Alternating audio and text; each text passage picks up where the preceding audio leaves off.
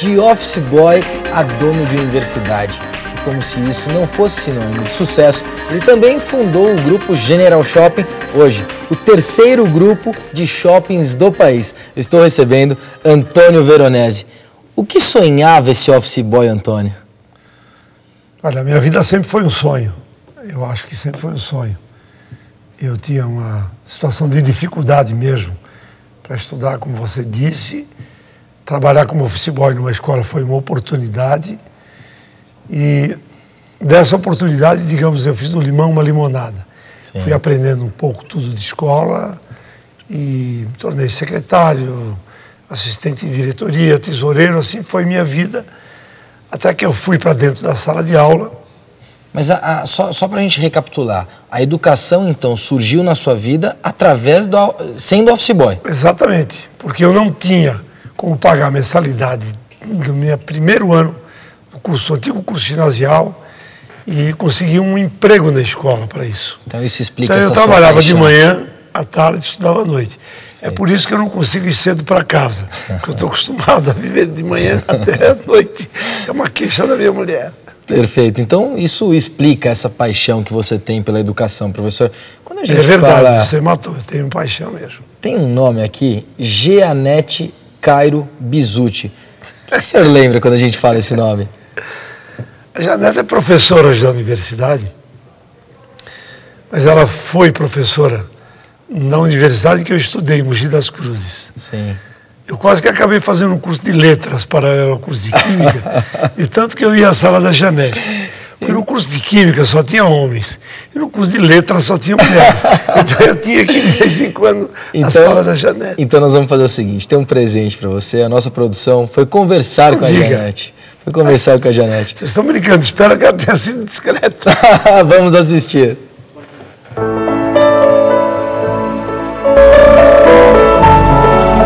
O amigo certo se conhece na hora incerta. E o Veronese, às vezes, muitas vezes, aparece para alguns amigos na hora incerta desses amigos. Pessoa jovem, muito comunicativa. Na época, era assim, extrovertido também e um pouco paquerador. Eu lecionava para a turma de letras. E a turma de letras era essencialmente meninas. E ele aparecia de vez em quando na porta, que sempre tinha uma namoradinha, que era, digamos, minha aluna. Às vezes ele assistia a aula de química, ele assistia a minha aula, entrava e ficava na aula de literatura brasileira. E até hoje mesmo ele diz, né, que aprendeu a ler Machado de Assis comigo. Ele é muito observador do pessoal que o cerca, ele é muito observador e consegue, né, chegar lá.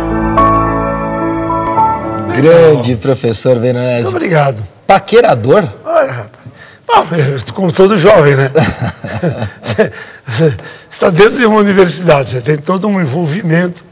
Eu era presidente de diretório acadêmico. Então eu ia também, claro, tem um pouco de folclore nisso, porque eu ia às salas de aula também por questões de ordem acadêmica, das lides estudantis. Não esqueça que eu peguei a final da década de 60, na época da instalação da Revolução, peguei o auge. Foi líder estudantil?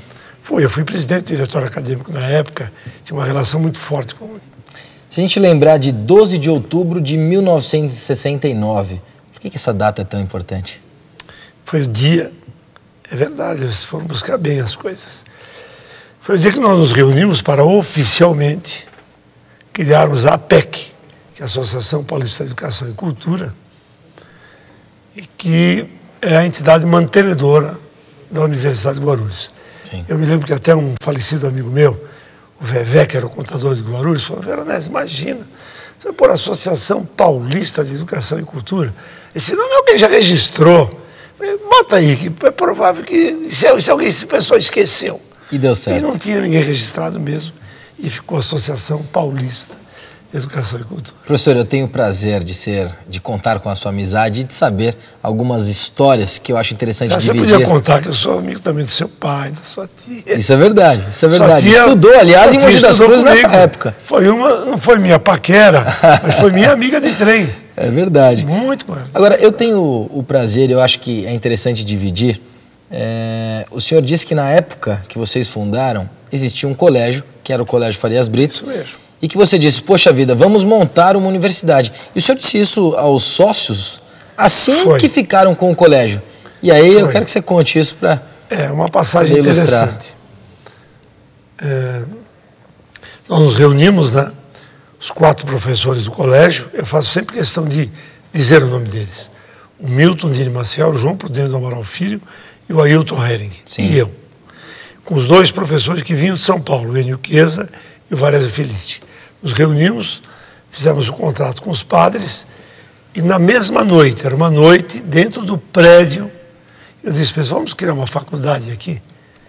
Um deles, eu prefiro não dizer o nome. Eu falei, Veronese, isso é impossível. Vamos fazer o seguinte, vocês fiquem aí, cuidem do possível, que eu vou atrás do impossível. Fantástico. É possível estar lá. 40 anos, mais de 70 mil alunos formados. As pessoas não podem admitir a palavra não pode. Tem que saber como pode. Aliás, tem uma frase que ilustra isso, né? Sem saber que era impossível, ele foi lá e fez. É o caso do senhor. Pois é, eu não fiquei pensando nos obstáculos. Eu sabia que tinha algumas regras, algumas coisas que tinham que ser feitas. Falei, bom, o que é que tem que ser feito? Fui lá e fiz. Vamos para o lado do varejo agora. Bora. Terceiro maior grupo de shopping do país. Como é que surgiu o varejo na sua vida? Bom, é o seguinte. O meu sogro vem da linhagem de quem criou a primeira casa de comércio da cidade de Guarulhos, a Casa Poli. Sim. Ela foi criada em 1916. E houve um momento que ficou ele e o irmão como sócios, eles já cansados, passaram esse comando para o meu cunhado Marco Antônio Poli, que em um determinado momento fez parte também da universidade. E nós assumimos o gerenciamento dessa Casa Poli, que era uma loja de ferragem, ferramentas. Sim. Você conheceu quando garoto? Na verdade, não sei se é muito da minha época essa Casa Poli. Essa Casa Poli é da época do meu pai, da época Pois é, sim. Seu pai tinha uma loja pegado. É verdade. Seu pai tinha uma loja pegado à Casa Poli. É verdade. E, então, ele muito cansado, passou o comando e, sabe, eu não sou de ficar quieto. E nada que eu entro ou ponho a mão, eu sossego enquanto não vejo alguma modificação, alguma ampliação. Sim. Eu me orgulho de dizer que eu sempre entrei nas coisas para resolver dificuldades. Essa era uma dificuldade dele na época, a sucessão. Sim. Porque o meu cunhado tinha vindo comigo para a educação. O tio Chico, que nós chamamos que é o irmão dele, não tinha sucessão. Então, havia um problema na família. Não havia quem tocasse o negócio. Exatamente. Aí nós fomos, assumimos. Aí eu comecei a trançar os pauzinhos, comprei algumas propriedades vizinhas e criei o primeiro shopping da cidade. Da Casa Poli, se transformou no Poli Shopping. E foi aí que começou tudo. Disso você foi para o Internacional Shopping, mas aí eu o maior shopping voltei para a universidade, continuei tocando, e a Via Dutra, que hoje é uma avenida, né, começou a ter muitos prédios vazios. Sim. Você via ali, muito vende-se, aluga-se, vende-se, aluga-se. Falei, o que está acontecendo? Então, o Parque Industrial da cidade de Guarulhos foi saindo um pouco da Avenida Dutra ali. Sim. E foi indo mais para Cumbica, para Pimentas, para Bom Sucesso. Sim. E aquela área que era cara para isso, digamos assim, foi ficando abandonada. Eu aí vi a oportunidade de adquirir aquele imóvel e fazer uma extensão do Poli Shopping e criei esse shopping que hoje é o 4º maior shopping do país. Quantos shoppings são no total, no General Shopping? 13, e no ano que vem, se Deus quiser, serão 15.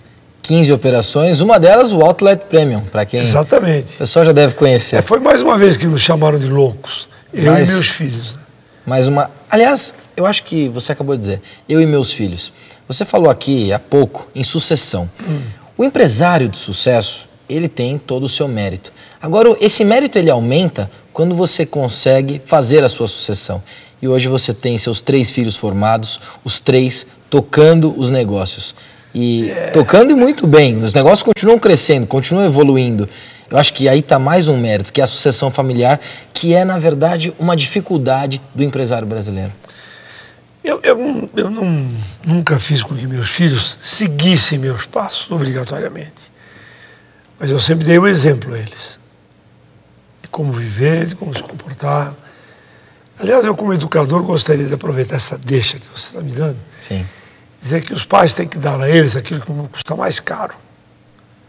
Não é o dinheiro, não é a viagem, não é a escola, é o tempo. É o seu tempo. Aquilo que te custa mais caro, que você nunca mais recupera, é o seu tempo. Se você não der isso ao seu filho, você corre sério risco de ter desvios. Maravilhoso. Então, eu acho que eu dei o tempo suficiente, mérito também da minha mulher, Maria Dirce. Claro. Pessoa fantástica, dedicada, que teve muito a ver com isso. E eles muito cedo começaram a trabalhar. Sim. Desde 16 anos meus filhos já trabalham, seguindo o exemplo, observando e fazendo. Eu acho que aí foi onde a coisa foram encarregados de pequenas coisas num primeiro momento e depois foram tomando a frente. Aí me atropelaram. Eu digo, mas é verdade, eu fico feliz com isso. Claro. E eu digo para eles, o meu horizonte antigo era ir até Santos, passar umas férias, uma viagem para o Rio de Janeiro era um Isso sonho. vai crescendo. Hoje o horizonte deles É muito maior. é muito maior. Aliás, vem de você também. É muito maior. Então, Professor, infelizmente chegando ao final da entrevista, um bate-bola rápido, um livro. mas eu te citaria dois. Um é O Banqueiro. É um livro fantástico, onde você vê a importância das pessoas que fazem sua relação e que facilitam as coisas, Sim. que não complicam. Eu recomendo esse livro. E outro, que me impressionou muito, foi a biografia do Lee Iacocca, que foi se colocado à margem pelos Ford, e depois ele foi o grande estimulador da Ford, Sim. criou Mustang, etc. Depois, por inveja dos filhos, foi ficando de lado. Saiu, foi para Dodge, recuperou a Chrysler, ok? Bela e história. hoje é dono da Bugatti e outras marcas fortes aí. É vivo ainda. O segredo do seu sucesso? Eu nunca parei para pensar nisso, acho que não tem segredo. Mas eu trabalho e acredito naquilo que faço. Trabalho o dobro quando as coisas ficam mais difíceis. As pessoas acham que é impossível, mas não é não. Eu acho que quando você ganha menos, você gasta mais tempo que você recupera o que deveria ganhar, entendeu? E durma um pouco menos que você acaba tendo o mesmo orçamento dentro de casa. Professor Veronese, obrigado pela sua participação, obrigado pela sua presença. Prazer tê-lo aqui. Prazer é meu. Eu, Rodrigo, sou amigo seu, da sua família, não quero fazer segredo disso aqui. Claro. Te agradeço a oportunidade, te dou os parabéns pela trajetória. Eu sei o que você vem enfrentando por aí. Às vezes as pessoas batem nas costas como amigos, são pelo menos indiferentes. Acredite na vida e acredite em si próprio. Obrigado. Que você, sem dúvida, já descobriu o segredo do sucesso. Obrigado. Você trabalha pra caramba. Bom, um abraço Obrigado. a todos. Esse foi o professor Veronese, fundador da UNG, Universidade de Guarulhos, e também do General Shopping, o terceiro maior grupo de shoppings do país. Nós vamos a um rápido intervalo e já voltamos. Fique com a gente.